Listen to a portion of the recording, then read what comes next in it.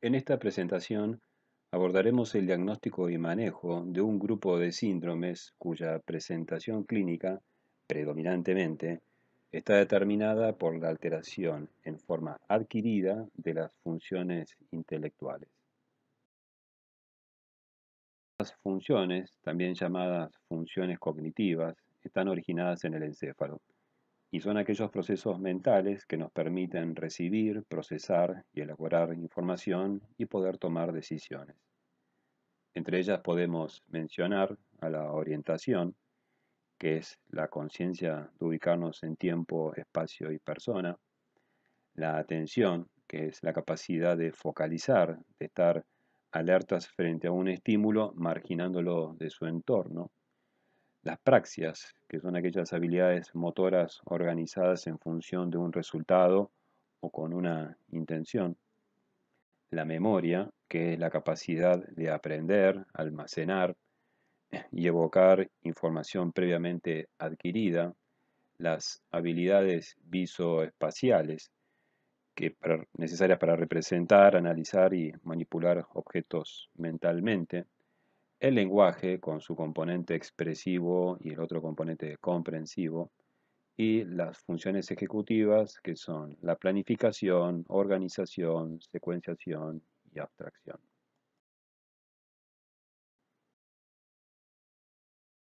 Veamos cuáles son los criterios diagnósticos y los perfiles clínicos del deterioro cognitivo y el síndrome demencial. Las alteraciones cognitivas pueden manifestarse dentro de tres escenarios. Aquellas manifestaciones asociadas al envejecimiento o como parte del deterioro cognitivo o en el ámbito de una demencia.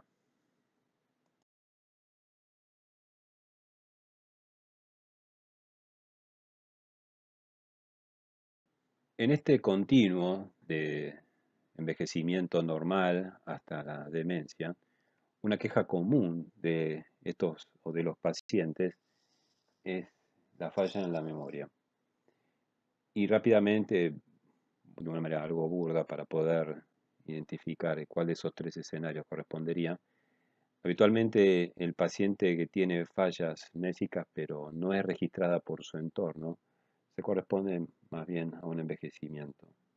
En el caso del deterioro cognitivo mínimo, puede haber identificación del paciente, rara vez no, pero también son pacientes que suelen concurrir con un acompañante que también registra esa falla.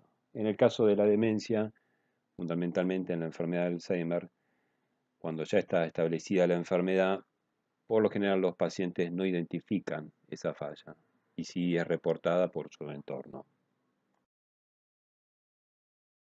Hacemos una distinción definiendo entonces qué es deterioro cognitivo leve y demencia. El paciente con deterioro cognitivo leve concurre a la consulta quejándose, entre otras cosas, de pérdida de memoria. Esto significa un deterioro en relación a una situación previa y siempre considerando la edad y el nivel educativo. Pero presupone una normalidad en el desempeño de las actividades de la vida diaria. Es una persona que puede vivir de manera independiente a pesar de esas fallas. Y como parte de la evaluación, cognitivamente hablando, el resultado es normal. En el caso de la demencia, se lo entiende entonces como un síndrome adquirido, donde la alteración cognitiva y o conductual afecta a la funcionalidad del paciente. Esto quiere decir que hay repercusión a nivel social, laboral o familiar. Estos dos conceptos son sindromáticos, no presuponen etiología. En función de las estructuras cerebrales afectadas, podemos hablar de demencias corticales, las cuales son consecuencia de cambios degenerativos en la corteza cerebral y se evidencian clínicamente por amnesia, afasia, apraxia, agnosia, así como también dificultades en la memoria de trabajo. Un ejemplo de este tipo de demencia, la cortical, es la enfermedad de Alzheimer. Por otro lado tenemos un segundo grupo que son las demencias subcorticales, que son el resultado de una disminución en la estructura profunda de sustancia gris y blanca y que afecta a los ganglios de la base, tálamo, entre otros, y sus proyecciones hacia estructuras del lóbulo frontal, por ejemplo. Enfermedad dentro de este grupo, la demencia asociada a enfermedad de Parkinson. Y como manifestación, si tomamos en cuenta el compromiso de los ganglios de la base, las manifestaciones motoras. Un tercer grupo, el grupo de las axiales, está representado por la enfermedad cerebrovascular, que dependiendo de la localización de la lesión, tendremos una manifestación variada. Por último, tenemos una clasificación etiológica. Y dentro de las demencias más frecuentes, por supuesto, la enfermedad de Alzheimer, llevándose del 50, 60, 70% de los casos. Otras demencias, en realidad representan un poco más de 50 las causas. Las que vamos a ver acá son las más frecuentes. Y no hay que olvidar entidades que pueden no tener un origen neurológico y sí manifestarse neurológico, lo que en algún momento se llamaban, ya no, demencias reversibles, o sea, cuadros cognitivos que si identificamos alguna alteración pasible de corrección, pueden modificarse. Pasemos a hablar ahora entonces de deterioro cognitivo con un poco más de detalle. Se entiende como deterioro cognitivo a la disminución de la función cognitiva más allá del esperado para la edad y el nivel educativo del paciente, que no interfiere con las actividades diarias del mismo. La prevalencia en la población mayor es del 20% y sí tiene una tasa de progresión anual del 10 al 20%, pero un porcentaje no menor puede volver a la normalidad. Por supuesto, es más prevalente que la demencia. El deterioro cognitivo, como ocurrió también con la clasificación de la demencia, tiene su ordenamiento a partir de la clínica que presente. Entonces, como muestra este cuadro, tenemos 4 subgrupos a partir del dominio cognitivo que está afectado. Y no es gratuita esta interpretación, dado que, por ejemplo, aquellos pacientes que tienen compromiso de la memoria más otro dominio tienen mayores chances de desarrollar demencia y probablemente por enfermedad de Alzheimer. Por lo tanto, al momento de abordar al paciente con queja cognitiva y tomando en cuenta, recordando cuáles son las diferentes funciones cognitivas, los pacientes referirán diferentes síntomas.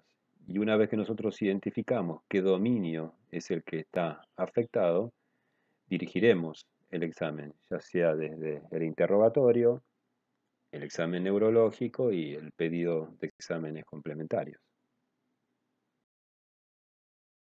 El diagnóstico entonces es fundamentalmente a partir del interrogatorio, de lo que es el examen hecho en el consultorio, y como herramienta que permite cuantificar o determinar con mayor precisión qué funciones están afectadas, tenemos como recurso a la evaluación neuropsicológica, que es la aplicación de diferentes baterías que uno al momento de pedir, uno tiene que tomar en cuenta qué funciones están afectadas para que el evaluador utilice las baterías que están dirigidas a la parte del cerebro que esté más afectado.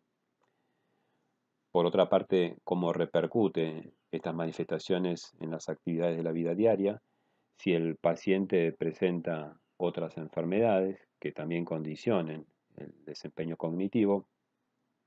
A la hora de determinar biomarcadores, a todo paciente con deterioro cognitivo debemos realizar un laboratorio, entre otras cosas, buscando causas reversibles. Por último queda la imagen cerebral, sea tomografía o resonancia como herramientas en la práctica habitual. Con respecto al tratamiento del deterioro cognitivo, tenemos 3 recursos. Por un lado, la actividad física. Tenemos evidencia de que los pacientes que realizan, por ejemplo, una caminata diaria 4 o 5 veces por semana, tienen un mejor rendimiento en memoria, comparado con aquellos que son sedentarios. Por otro lado tenemos como recurso farmacológico los inhibidores de la colinesterasa, que son fármacos aprobados, utilizados en la demencia por enfermedad de Alzheimer, pero uno les anticipa a los pacientes que no todos van a beneficiarse.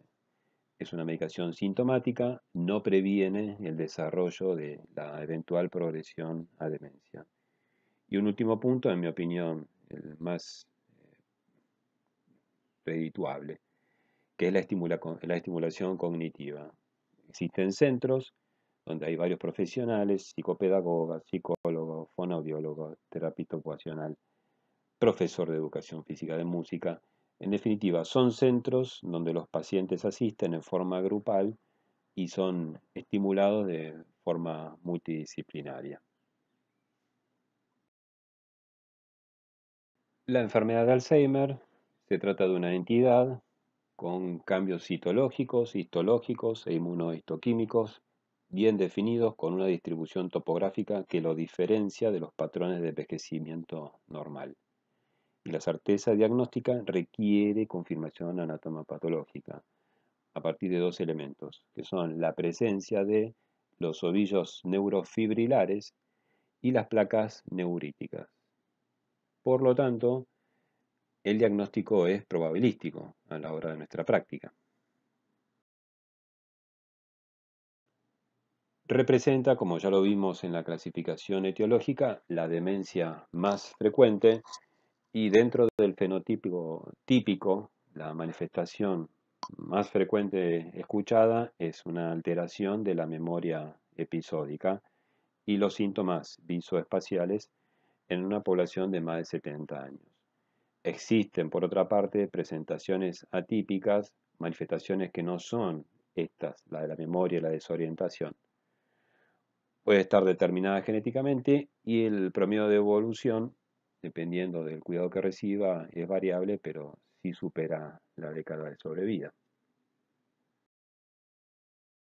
Existen identificados varios factores de riesgo para el desarrollo de la enfermedad, siendo la edad el principal de ellos, viendo en aproximadamente un 20, 30, 40% de prevalencia en la población por encima de los 80 años. Existe un porcentaje de estos pacientes, la mayoría son en forma esporádica, pero hay un 10 a un 15% que está asociado a la presencia de la apolipoproteína epsilon 4, la cual le confiere un riesgo multiplicado por 4. Existen formas de inicio temprano, es decir, antes de los 65 años, y ellos también tienen identificado genes, como por ejemplo la presenilina. El sexo femenino tiene mayor riesgo en comparación eh, con el varón por encima de los 80 años, a diferencia de la enfermedad de Parkinson, que se invierte en cuanto a género.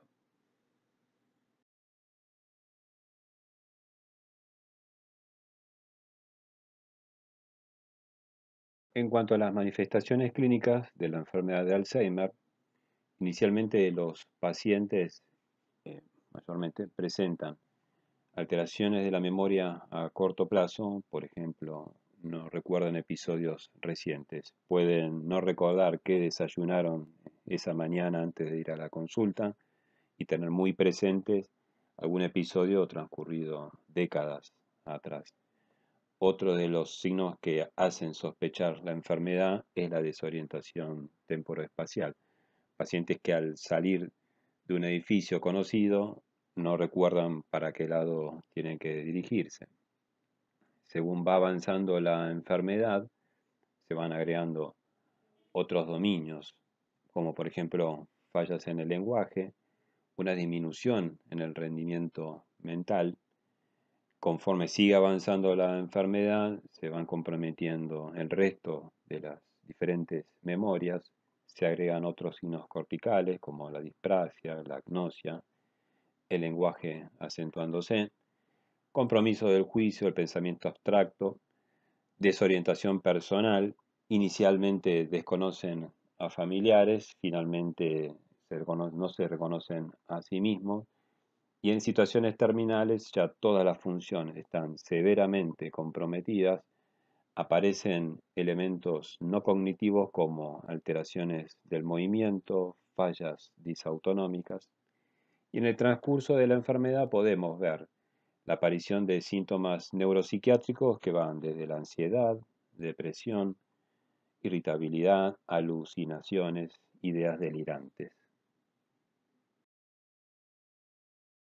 En cuanto a la solicitud de exámenes complementarios para estos pacientes, siempre tiene que figurar un análisis sanguíneo y de orina, la rutina básica que incluya un perfil tiroideo, la vitamina B12, el ácido fólico. En determinados escenarios uno puede pedir un dosaje de vitamina B1. Con respecto a las neuroimágenes, son de utilidad tanto la tomografía como la resonancia magnética nuclear de encéfalo, por un lado para diferenciar otras causas modificables, como por ejemplo lesiones tumorales, hidrocefalia, hematoma subdural. Pero en cuanto a imagen característica de la enfermedad de Alzheimer, lo habitual es inicialmente ver una disminución del tamaño de los lóbulos temporales en la cara medial, el hipocampo, y a nivel del lóbulo parietal. En casos donde haya duda respecto a la etiología del cuadro demencial, existen estudios funcionales que permiten distinguir sin una gran precisión etiológica, pero ayudan por el patrón del compromiso a distinguir de otras demencias. Por último tenemos exámenes que habitualmente no se piden, excepto en determinadas circunstancias, como son la electroencefalografía, el encefalorraquídeo y estudios genéticos. Actualmente comienzan a identificarse biomarcadores, es decir, aquellos elementos que permitan diferenciar, distinguir, identificar precozmente la enfermedad, diferenciales, diagnósticos diferenciales, como son respecto de la imagen, estudios funcionales, y a partir de fluidos, licocefalorraquídeo, suero y plasma, identificar la presencia de la proteína beta-amiloide, la proteína tau fosforilada, marcadores de neurodegeneración, etc. También como parte de los exámenes complementarios figura la evaluación cognitiva, desde algo básico que podemos hacer los médicos en el consultorio, no toma más de 5 o 10 minutos como son el mini mental test, el test del reloj o la fluencia semántica, hasta un pedido de evaluación abarcativa, neuropsicológica, por gente que se dedica a esto, tomando en cuenta también cómo se comporta conductualmente y psicológicamente y qué impacto funcional tiene toda la manifestación del paciente que estamos estudiando.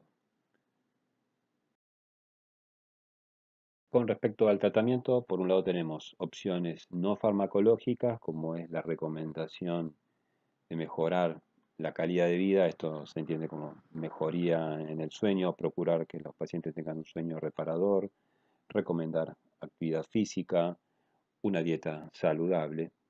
Y por otra parte, la estimulación cognitiva. Como ya mencionamos en el tratamiento del deterioro cognitivo, la asistencia a centros de estimulación o actividades que pueda hacer el paciente en su casa. Respecto a lo que es tratamiento farmacológico, por un lado tenemos dos grupos de fármacos que han mostrado con evidencia tener impacto en la modificación de los síntomas. No la detienen, no la curan, pero sí pueden mejorar sintomáticamente aproximadamente durante 2 años en términos globales. Por un lado tenemos aquellos fármacos que estimulan la transmisión colinérgica, como son el donepezilo, la galantamina, la rifampicina, y por otro lado el modulador de la transmisión glutamatérgica, que es el memantine. Son fármacos que se indican, se los sostiene como mínimo durante 6 meses, y luego de esos 6 meses uno traza una curva de evolución, y si el paciente mejoró o se mantiene estable, uno sostiene el fármaco. Si la persona sigue empeorando, uno discute la suspensión. Por otro lado, debido a los diferentes síntomas, entre ellos los neuropsiquiátricos, tenemos recursos como por ejemplo el uso de neuroléptico en el caso de situaciones como de ideas delirantes o de alucinaciones que sean disruptivas, tanto para el paciente como para el entorno, llámese familia o cuidador.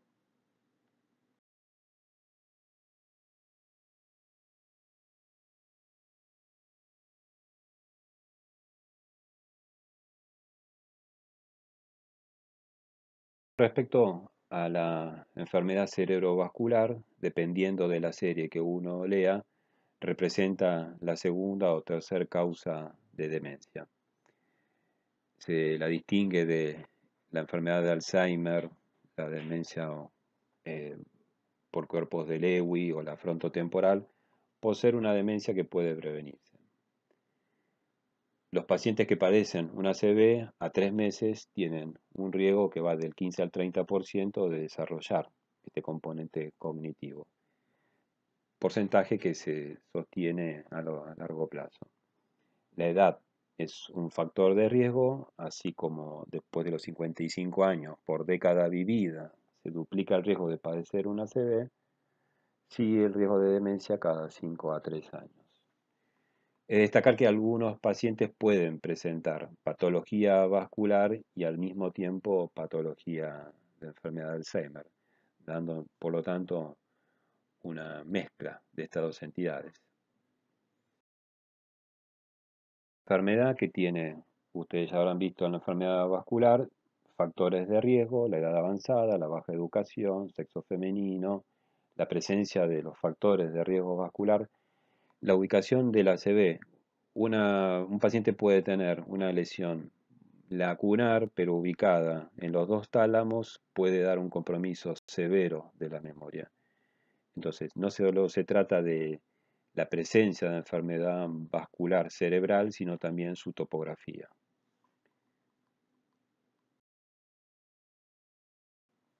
Por lo tanto, la clínica, la sintomatología de los pacientes con demencia por enfermedad cerebrovascular va a ser más variable que la que se espera en la enfermedad de Alzheimer. Entonces, dependiendo de la ubicación de la lesión, veremos un territorio con alguna manifestación característica. Pero si algo que distingue a estos enfermos de la enfermedad de Alzheimer es el compromiso de la atención, el procesamiento de información y la función ejecutiva. Esto nos ubica en esa clasificación topográfica de las demencias, un componente axial y puede haber un componente subcortical. Respecto de la memoria, en comparación con el Alzheimer, depende entonces de la ubicación de las lesiones. Pero cuanto a manifestación psiquiátrica, es más frecuente ver depresión y apatía que los delirios y alucinaciones propios de la enfermedad de Alzheimer. Para destacar, la depresión de causa vascular suele ser muy refractaria al tratamiento farmacológico. Una manifestación que suele verse en esta entidad es lo que se conoce como el afecto pseudovulvar, que es la presencia de episodios de llanto y risa inmotivados. En cuanto a la evolución, otra característica que distingue de las degenerativas es que ésta tiene un curso escalonado, es decir, que está asociado a la ocurrencia de eventos vasculares, ya sean isquémicos, hemorrágicos, mientras las otras entidades van progresando y de forma acelerada. Todo de la imagen, la misma es indispensable para poder demostrar esta patología.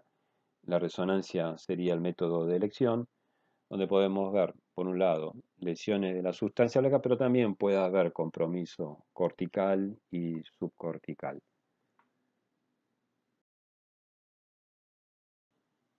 En estas imágenes tenemos diferentes ejemplos. Por un lado, esta tomografía muestra una lesión córtico-subcortical, probablemente embólica, con un resto de parénquima muy conservado. Esta resonancia, que es una secuencia FLAIR, muestra la presencia de enfermedad de pequeños vasos ya en un estadio de lesiones que son confluentes, con una carga lesional importante. Esta resonancia a la altura de los lóbulos temporales, por un lado, permite mostrar lo que sería la evolución de una lesión vascular, marcando la atrofia del hipocampo. Y en el otro lado también puede verse algo de involución. Pero esto es lo que define a la lesión vascular. Por tomografía, dos ejemplos de hematomas intraparenquimatosos y con presencia intraventricular. Esta es una secuencia en la resonancia gradiente eco que lo que permite evidenciar son restos de hemosiderina como vestigios de un sangrado previo, lo que se conoce como un microsangrado. Y por último, una imagen por resonancia de un cerebro con dos lesiones lacunares, pero esta localizada en el tálamo derecho, que puede dar mucho compromiso de memoria.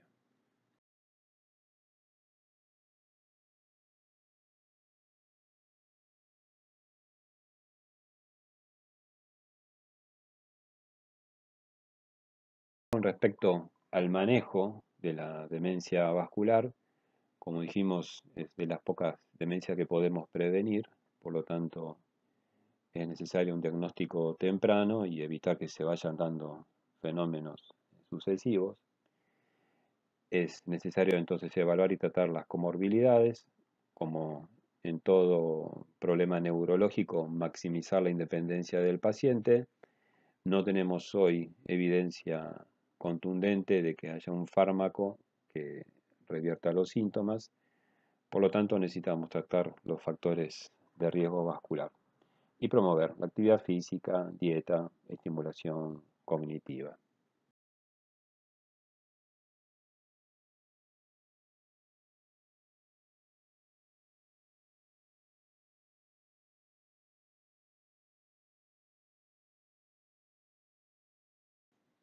Respecto a la demencia por cuerpos de Lewy, esta representa entonces la segunda causa más frecuente dentro de las demencias degenerativas. Está determinada por la presencia de cuerpos de Lewy, aquellos que vimos en la enfermedad de Parkinson, ubicados en la corteza cerebral. Entonces, la presentación clínica es bastante sencilla de identificar, o por lo menos uno debería este, estar atento a esto, que es la presencia de un patrón cognitivo tipo Alzheimer asociado a un parkinsonismo leve y con la presencia de alucinaciones significativas. La importancia en identificar esta demencia y este último elemento es que una de las características de esta entidad es que tienen una reacción paradojal a los neurolépticos frente a las alucinaciones que presentan. Una de las características respecto de la manifestación cognitiva, fundamentalmente lo que tiene que ver con el dominio de la atención, es la fluctuación. Esto significa pacientes que tienen un gran rendimiento y el peor de los rendimientos, y esto puede darse en un intervalo que va de segundos a meses. Otra de las manifestaciones, como ya mencioné, las alucinaciones fundamentalmente visuales, para distinguirlas de las auditivas propias de cuadros psiquiátricos. La concomitancia en el transcurso de un año de un síndrome parkinsoniano. La enfermedad de Parkinson puede tener un componente cognitivo, pero no suele verse en las primeras etapas de la enfermedad. Otra de las características, entonces, la sensibilidad extrema a los bloqueantes dopaminérgicos de receptor 2 y como manifestación también dice ejecutiva.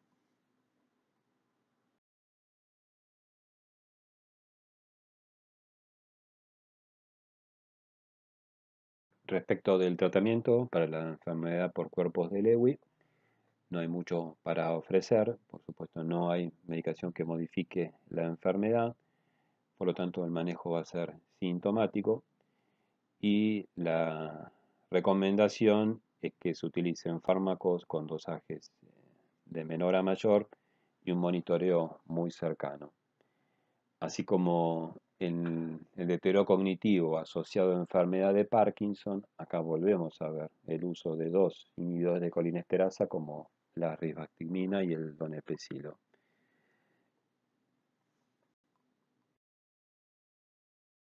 Dentro de las demencias degenerativas vamos a mencionar la demencia frontotemporal, que en realidad representa un grupo diverso de diferentes manifestaciones clínicas y diferentes hallazgos patológicos.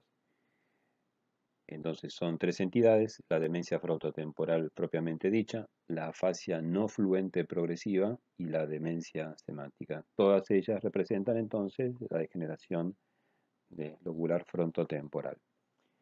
Dentro de las características que ayuda a distinguirla de la enfermedad de Alzheimer es que inicia cuarta, quinta década de vida y suele haber un componente familiar significativo. Y está caracterizada por una alteración profunda de la personalidad, pacientes que se vuelven apáticos, desinhibidos, fácilmente distraídos, con otras manifestaciones disejecutivas como alteración en el pensamiento abstracto, planeamiento y anticipación. Son pacientes que desconocen, no reconocen la sintomatología, y otro de los hallazgos es que afectivamente se aplanan, con la distinción de que la memoria está preservada como elemento para diferenciar de la enfermedad de Alzheimer.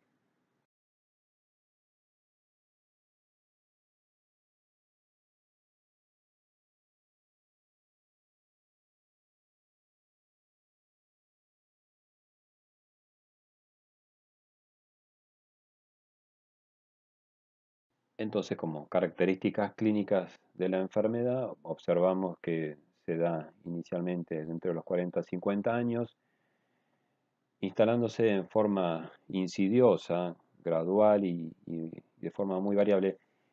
Por lo general es la familia el que empieza a notar cambios en la conducta, pero gente que es allegada, como podrían ser compañeros de trabajo, pueden interpretar esas manifestaciones conductuales como algo circunstancial. Entonces son episodios de alteración de conducta, pero según va avanzando la enfermedad, son pacientes que se van volviendo menos sociables, se desinhiben y por eso tienen la hiperfagia, que es esta tendencia a alimentarse continuamente, no logran la saciedad y pasan de una situación de apatía, de pasividad, a ser hiperactivos.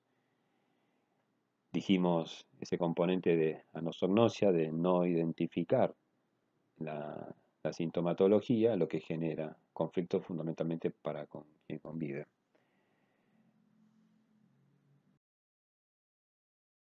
Ante la sospecha de esta enfermedad, uno en el pedido de exámenes complementarios, específicamente en la evaluación neuropsicológica, debería solicitar justamente aquellos test de evaluaciones que justamente contemplen al lóbulo frontal y todas las alteraciones propias de ese compromiso.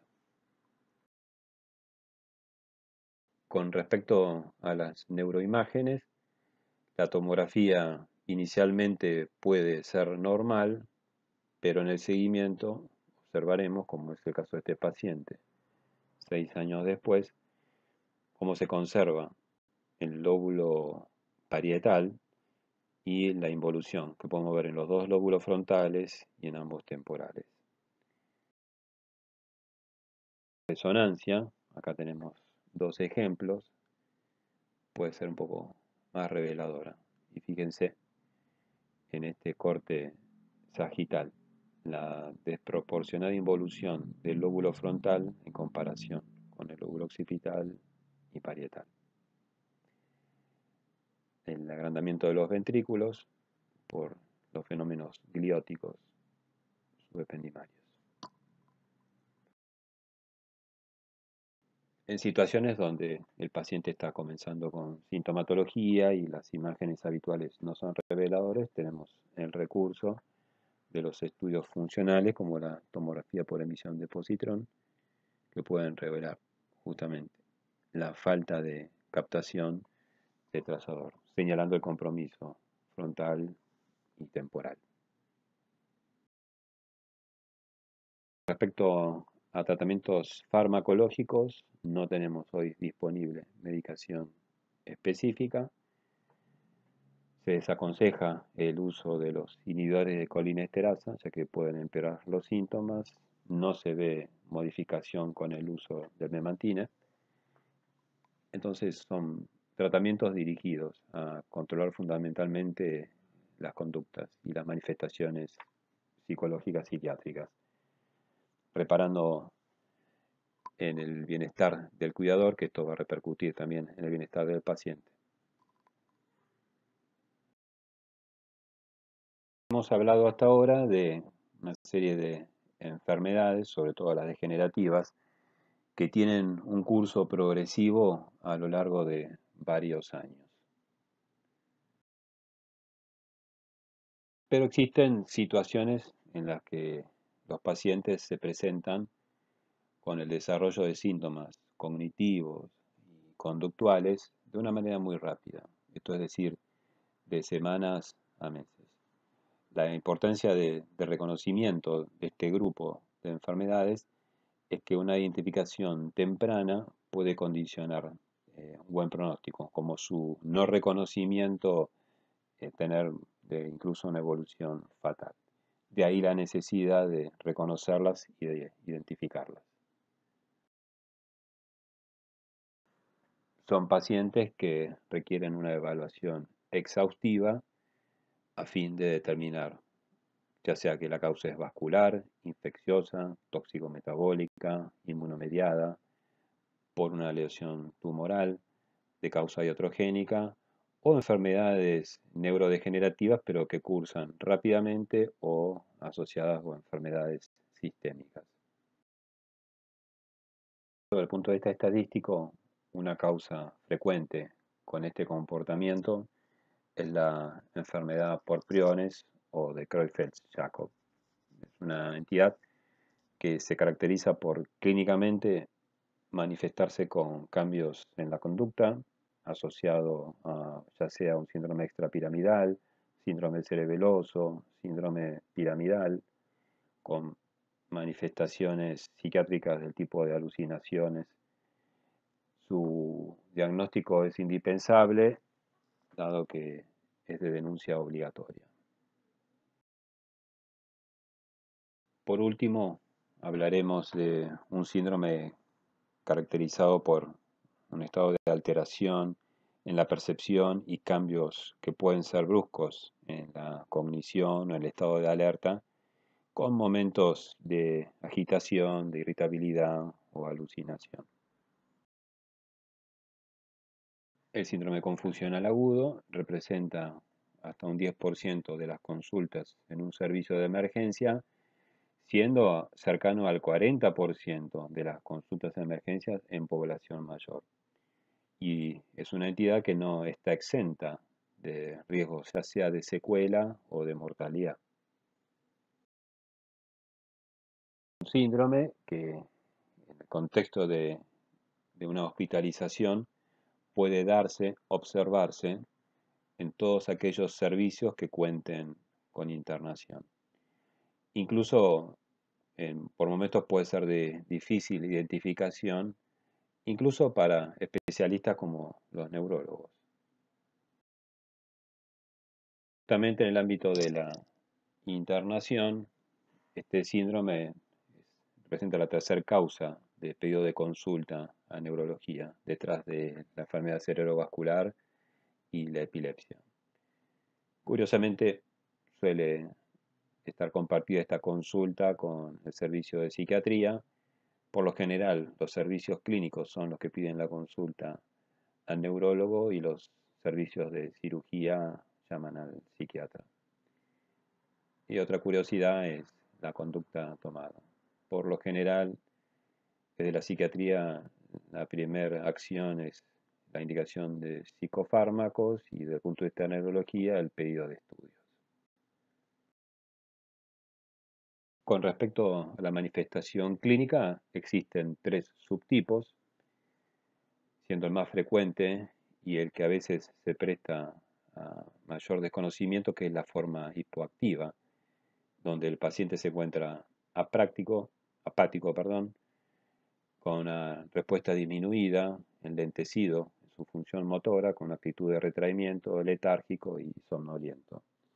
Por contrapartida, la forma hiperactiva, donde el paciente está agitado, con alucinaciones, inquieto, que es el que más fácilmente identificamos.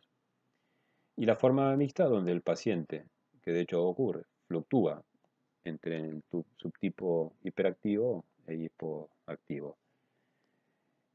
Parte de la utilidad de esta clasificación es que en algunos casos puede orientar eh, la etiología del síndrome confusional agudo. Conjuntamente con el estado de coma o de estupor, el síndrome confusional agudo representa el espectro entonces de lo que se conoce como estado mental alterado, yendo desde esa forma hipoactiva hasta la forma hiperactiva. ¿Y qué entendemos entonces por síndrome confusional agudo? Aquel trastorno agudo o subagudo que evoluciona en horas o días y que representa un cambio en el funcionamiento cognitivo basal del paciente, caracterizado por fallas en atención, y este es el dominio más comúnmente visto, como también fallas en el alerta y múltiples aspectos de funcionamiento cognitivo que no se explica por una condición preexistente o una demencia.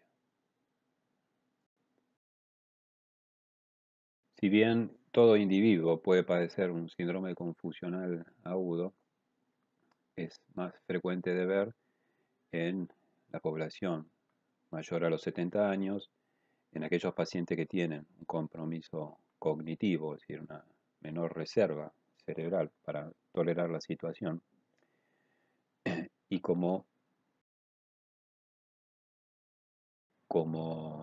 causas que pueden precipitar es ver todos los mecanismos fisiopatológicos y sus respectivas entidades.